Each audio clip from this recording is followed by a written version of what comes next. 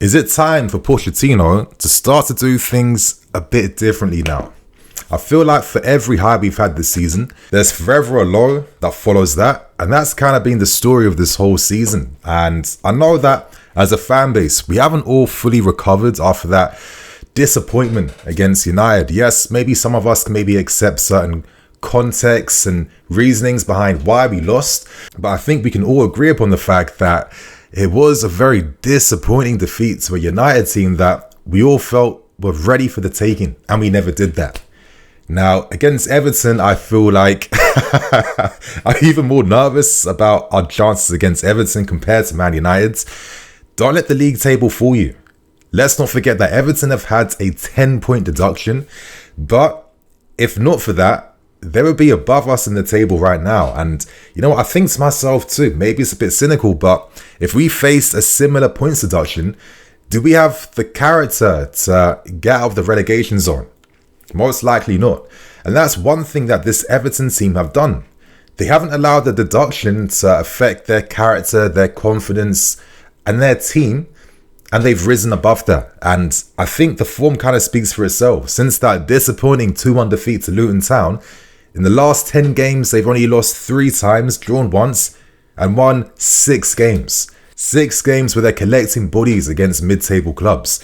The same mid-table clubs that we've been notoriously struggling against now for the past 18 months. Yesterday, they absolutely annihilated Newcastle 3-0. Yesterday, they absolutely annihilated Newcastle 3-0. And it goes to show that Sean Dyche's formula in the Premier League is undefeated. He knows how to get points, how to win, and how to keep teams up in this league. And we all know how he plays. They're aggressive, they're brave, they're direct. They will play those early balls to find the striker. They will make things difficult for their opponents using their physicality and their aggression. They're strong aerially in both boxes. They have strong bodies in midfields. I'm not going to lie, I'm a little bit nervous about playing against Onana tomorrow. Seeing this guy's form this season and knowing that I don't think we have one midfield player that can go toe-to-toe against him in a physical battle. Everton will target the weakness in your team. If they smell the blood, they will target you. I think Trippier yesterday was proof of that. And in our last 6 games against Everton, it's been 2 wins, 2 draws, 2 losses. And with Everton, it's simply down to this. Whenever you get a result against them, it means you must be focused from the first minute to the last minute. Last season, where I thought we were the better team, that Joao Felix goal. Let's not forget Sims scoring right near the end. And it's testament to this Everton team that don't really give up. And I know I'm expecting a lot of consistency, and consistency is one word that just doesn't apply to anything happening at this club now for nearly 2 years. So if we have any hopes of getting a result against Everton, I feel like we must rely fully upon Mauricio Pochettino to get the lineup right, to deal with threats in game, to manage the game perfectly, to use the right tactics to exploit Everton. We're going to need him if we have any hopes, and it just feels like, my friends, if we don't do that, if we lose against them, and I think officially we are in the trenches for this season, we won't be doing anything other than hopefully trying to win a Carabao Cup, and then, you know, we have some tough conversations after that. So my friends, in today's preview, I'm breaking down so many things: press conference, predicted lineups, plus more. So I hope you guys enjoy today's video. Again, hit that like button, help me get 2k likes. But before we get into anything, today's video is brought to you by NordVPN. 2024 is less than 1 month away, and January is getting near. Now, I'm sure a lot of you guys are thinking about the January transfer window where, listen, 1 or 2 additional signings might just help us hopefully get top 4 come the season end. So my friends, with the new year comes new resolutions, but most importantly, new responsibilities. And one responsibility that you must have at the start of the new year is to make sure your internet is safe, guarded and protected. NordVPN won't just protect you, it's gonna open up the whole internet for you. NordVPN can let you watch your TV shows, films, and most importantly for fans of this beautiful game, sports events like football that aren't available in your region. This means that you can simply switch your virtual location to a country which is perfect for 3 PM kickoffs or those untelevised games, especially here in the UK. In 2024, we have to stay protected against things like ransomware, malware, even password attacks. Take advantage of NordVPN's huge discount offer. Go to nordvpn.com/BlueLionsTV. use this link to give you 4 extra months on your 2-year plan. There's no risks with NordVPN's 30-day money-back guarantee, so click the link and you'll find that in the description and pinned comment. Let's tackle the team news, and to be fair, it's not the most promising news. Now, there's still no signs of Nkunku or Lavia being available for the game against Everton, and I think realistically now we won't see these guys until after that game against Sheffield United, because we're gonna have like a week's break before the next games during this month, right? So I guess we'll have to be patient. At least we know that they're fully fit, but they're currently just building their fitness. That is all they're doing right now, and I guess that makes a lot of sense. Outside of that, Gusto could be available. It's still touch and go. That's what Pochettino is saying about these 3 players. I guess the only small positive is that Madueke is now fit and available. He should be back in the team. Hopefully he does something. Outside of that, it's still the same old story. Players are still rehabilitating. So that's the team news out the way. Let's now tackle the key talking points from the press conference. And I'd imagine that Pochettino wasn't really looking forward to this press conference out of all the press conferences he'll have this season. Of course, he says that Nkunku, Lavia, Gusto, they're still being assessed, but we know we won't see them against Everton.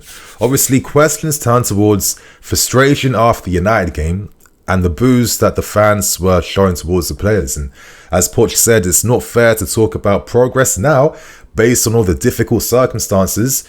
He has to evaluate players on a day-to-day basis. He needs to see if these guys are fit. But at the same time, he says that himself and the players, they know better. We aren't getting what we want. We can't go from 0 to 100 against Brighton and then from 100 to 0 against Man United. I don't know, to be honest with you, I feel like these answers don't really give me much as a fan, to be fair with you. I don't know what to take from this, honestly. I just feel like, fair enough. I mean, we get it, but it's not really inspiring much of anything, to be fair with you. I guess to move on, officially, we are 5 points worse off than last season. And as Poch says, the reality is, we're someone worse. It's difficult to put a date on the process, right? The process is going to take time. And I know us Chelsea fans hate hearing the word process, but to continue on, Poch says we need some luck and we do need fit players. We must calm down and keep pushing on. We haven't got the luck that we deserve. I'm sorry, I feel like in football, you create your own luck. And I just feel like, do we necessarily create our fortunes?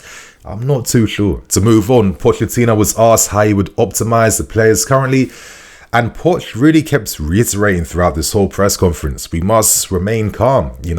When you suffer and when things go against you, it's important to keep calm. We lost against United because we couldn't match the energy, but we were close. And to be fair, I think that was kind of fair because we created the same amount of big chances as Man United and we hit the post twice. And, on a better day, you're hoping that you can turn that type of game into a win, right? But regardless, he goes on to state that, consistency is what's being worked upon. But interestingly enough, he mentioned that the best way to deal with the current circumstances is to take a holistic approach. So essentially that means that he wants to provide support, not just mentally, but physically, emotionally. He wants to make sure that the players are still keeping their confidence high, because if the players lose that confidence, and I think we're absolutely finished this season. So I can understand that because, listen, these guys are young, and I feel like if you were to shout at them and have mad expectations, it will fall on deaf ears because most of these guys aren't those guys right now. And to end things with the most realistic question in this press conference, are our top 4 hopes now over? Now, we know during pre-season and at the start of the season, we were hearing things from the players and the manager talking about title challenge. That then turned into securing top 4. Right now, Pochettino is saying, we will of course try to challenge, but maybe not now, but maybe in the future.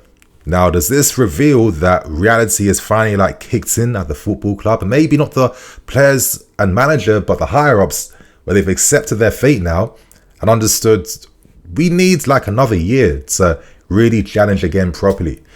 At least Pochettino has kept things real, but to be fair with you, the general energy I was getting throughout this press conference was Pochettino kind of defending the players, protecting them from criticism, and trying to bring some calmness to what's happening with our season right now. Is there anything else he can do? I'm not too sure. I'd love to hear your thoughts and opinions though, but That's the press conference out of the way. Let's now discuss the predicted lineups for Everton. My friends, I'm doing things differently with the lineups. I'm going for two. There's one lineup that I would be open to seeing, and of course, I'll go for the lineup I'm expecting Pochettino to pick. For me, though, Everton is interesting tactically because, as we know, they're going to play off the ball. They're going to defend. We know what Sean Dyche is all about, right? We have to be aware about dealing with their main threats. If we don't deal with them, we'll lose this game, right? I understand we have fatigue issues, so I do think that Pochettino must accommodate for the weaknesses in the team by rotating effectively now. So here is the lineup that I would be open to seeing first. I'm going for a 3-4-1-2 up front, Broja and Nico Jackson. In behind, Cole Palmer. Wing-backs and Maatsen, Reece James, and in midfield, Caicedo and Conor Gallagher. Defence of Cole on the left, Badia in the middle, Disasi and Sanchez in goal. Now I'm going to break down why I've gone for a back three lineup. Number one, I'm accommodating for fatigue issues. I think Enzo Fernandez looked very tired against Man United. When I watched that game again, he looked very tired. There's no need to start him again in quick succession when it's his first time playing football in this country during this month. So I do think with Conor coming back, that's going to help us. Hopefully some Caicedo energy for at least like 45, 60 minutes and then bring on Enzo later on. So to help out with having less midfield, I've gone for having wing-backs. I think Ian Maatsen deserves to play in his best position as a left wing-back. He's one of the only fit players right now. He's barely played, and I feel like, you have to just trust in the players you have sometimes. I feel like I don't see the downside to using him as a left wing back where he can offer us, the pace, the skill, the delivery, the attacking output down the left-hand side. And I feel a lot more comfortable knowing the fact that he will have a centre-back behind him to help him defend off the ball. This guy was doing bits for Burnley. He hasn't become a bad player overnight. And obviously on the right-hand side, I've gone for Reece James. If he can play 45 minutes, 60 minutes, so be that. And then rotate afterwards. Bring on your Cucureas, and this is what I mean by game management, because we'll need Pochettino to help us if we have any lead to protect to safeguard this result with his substitutions right. Obviously, a defense of Cole, Badia, Disasi. I need to have guys who are strong aerially. I don't think Silva's a scapegoat for this season, but I think Badia, Cole, Disasi, that's three excellent presences to have to defend the books, and I think that against Everton's direct threats and your Calvert-Lewins, maybe Beto's, we need the guys that can challenge them man v man. And I think Badia, most importantly in the middle, will be key to helping us stem any crosses coming inside the box. So I need to see a strong defense. And up front, I feel like some of the attacking players, Sterling, Mudryk, I thought they were disappointing against Man United. I feel like we haven't seen enough of Broja and Jackson together. And I like the idea of having both these guys playing off of each other, close to each other, and at the same time offering some pace and ability down either channel, right? We know that Broja does his best stuff on the right channel and Jackson does his best stuff on the left channel. When things are going against you, these are the type of ideas I like to see my manager turn towards, knowing that we have a Cole Palmer that can drop into midfield off the ball to help us, but most importantly, be that link between the lines to play these balls over the top to find our forwards. I feel like, I'll hold my hands up. I know that this is YouTube armchair fan nonsense, but I just feel like seeing some new ideas can really bring some inspiration, to be fair with you. I just have this idea of having three centre backs to overload their strikers, to make it hard for them to play direct balls to, having a midfield player that has the energy to cover spaces and then play balls in the transition at least, and then having two strikers up front that can run the channels, stretch Everton, try and get in behind their back line and give us more presence and support inside the books. Like we've seen small examples of what they did against Man City. I feel like sometimes what is this reluctance to play two strikers up front that I think could probably complement each other, supplemented by a Cole Palmer. So, and I guess the final reason behind the lineup I'm going for is that if he had to turn the game around with subs, you have those options in your Sterlings, your Enzos, your Maduekes. And you don't have to make drastic subs too, because you can just take off a wing back to bring on, another attacking player. And I feel like it can keep at least some consistency on the field in those types of moments. And to move on to the final one, obviously, would be the same 4-3-3. I guess Broja replaces Jackson to give him some rest. I'd say Jackson on the left over Sterling. That probably won't happen. Sterling and Palmer. Midfield of Gallagher, Caicedo, Enzo. And then, of course, back three of Cole, Badia, Silva, James, and Sanchez in goal. I mean, listen, I'm not going to act like if Poch played that, we're guaranteed to lose. But to be honest, I've not fully been as inspired as much as the season's gone on, right? And, you know, at some point, when do you decide, okay, maybe let's be a bit brave, let's go for it. And, you know, let's try and create our own luck, which is something that we aren't really doing at times. So my friends, that's the end of today's video. Hit that like button, share your thoughts and opinions, support the channel and help yourselves. Download NordVPN, it's essential. I've done that. Stay protected, my guys. And on that note, I'm Nini FC. This is Blue Lions TV. I'll catch you guys later with some more videos. Cool.